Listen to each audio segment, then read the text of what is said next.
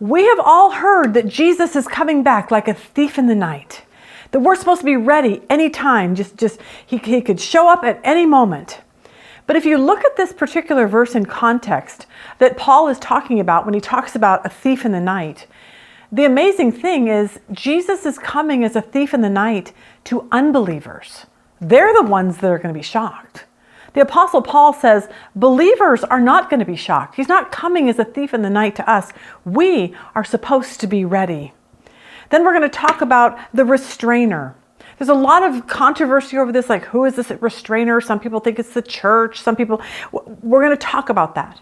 Joel Richardson is going to help us understand both of these things from what the Bible actually says. Join us as we continue with our Are You Ready series.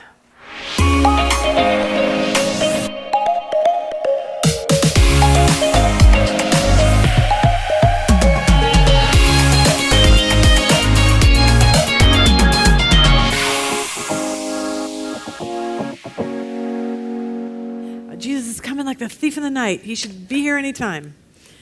This is one of those cliches that people thought, no, I mean, because Jesus is going to come suddenly. He's going to come like a thief in the night. But here's the thing. Paul makes it very clear. He comes as a thief for unbelievers, not for us. We will not be surprised. Paul says, now concerning the times and the seasons, I don't even need to write this to you. You should know this already. You're fully aware that the day of the Lord will come like a thief in the night, while people are saying, everything's great, peace and security. Sudden destruction will come upon them, they're going to be shocked. It's going to be like a thief, that they're going to be surprised. But you are not in darkness, brothers, for that day to surprise you like a thief. We will not be surprised. If it just happens at any second, we would be surprised. He goes, but you're not going to be surprised. And then he says this, because you are not children of darkness. You're children of light, children of the day. And this is a tough one. I want to be honest with you. I'm kind of I like socializing. I like, hanging out around the fire, the campfire. And Paul goes you know what people who stay up all night do? You're not like that. You're the kind of people who go to bed early. Do you see what I'm saying? That's kind of what he's saying. You know what happens after dark. He goes, you're not children of the night. You're children of the day. And don't get me wrong, I don't really have a big discussion about social drinking or, this, that, or the other thing.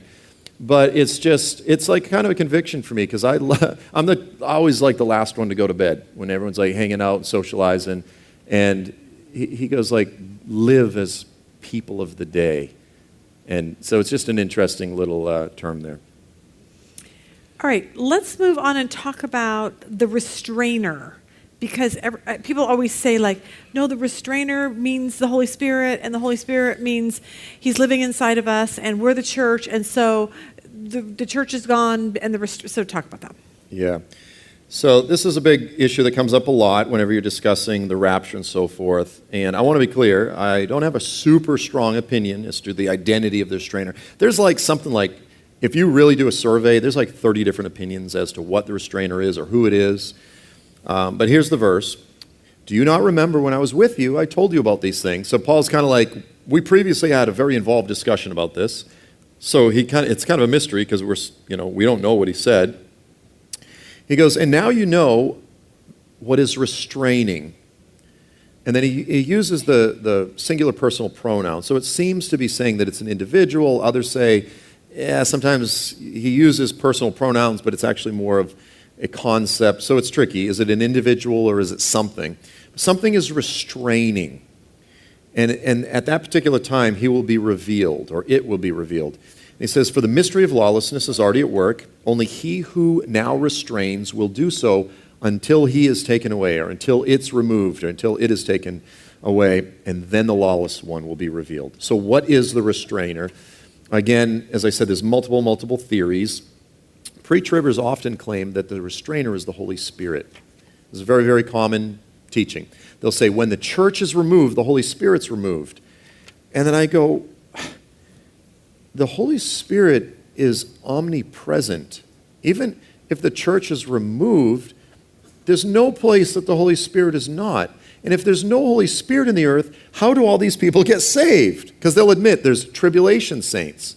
You know, because even if you're reading the websites that say what to do if you got left behind, there still needs to be the conviction of the Holy Spirit. Like, it's just, the idea that the Holy Spirit is removed is really weird. Of all the different views, it's very strange. It's just like, it's deeply unbiblical. Like, it actually makes the Holy Spirit not God, quite frankly. You know, because like it says in the Bible, where can I go to hide from you? If I make my bed in Sheol, like, you're there. You know, like, God is everywhere present and fillest all things, as the early church creed says. Others say the restrainer is Michael, the archangel. That's possible. Another theory actually holds that it's referring to when Satan himself is cast down out of heaven. When the accuser is cast down, and then he's enraged because he knows his time is short, and then all hell breaks loose, so to speak. All tribulation breaks loose. I actually think that's a very feasible explanation. It requires a little bit more of a longer explanation. But I think that when it talks about the restraining of lawlessness, it's tied into when Satan is cast out of heaven. And then, you know, he's enraged. So he goes out in rage to go after God's people, both Israel and those, again, who keep the commandments of God and have the testimony of Jesus.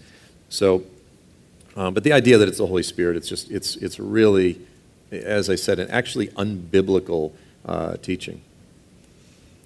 Okay, let's make this our last question, and then what's going to happen is we have extra pizzas over there, right there. If anyone wants to take a pizza home, if you get there first, take it, because we don't want to throw them away. So, and then we'll make this our last question, and then we'll come back tomorrow morning, and we'll pick up where we leave off. Or we could just eat it cold in the morning. We could leave it except here. we have bagels and donuts in the morning, okay? Because we cannot possibly study the Bible without candy, bagels, donuts, and pizza. There you go. And because we're not a bunch of frat kids. Yeah, exactly. All right, there you go. Now we all learned something new today. And I'm hoping that this conference that we did is really helpful, breaking these questions apart so we can just focus on one question at a time. I'll put a link below to the entire conference if you want it, and joelstrumpet.com is where you will find all of Joel Richardson's stuff. So, all right, see you next week.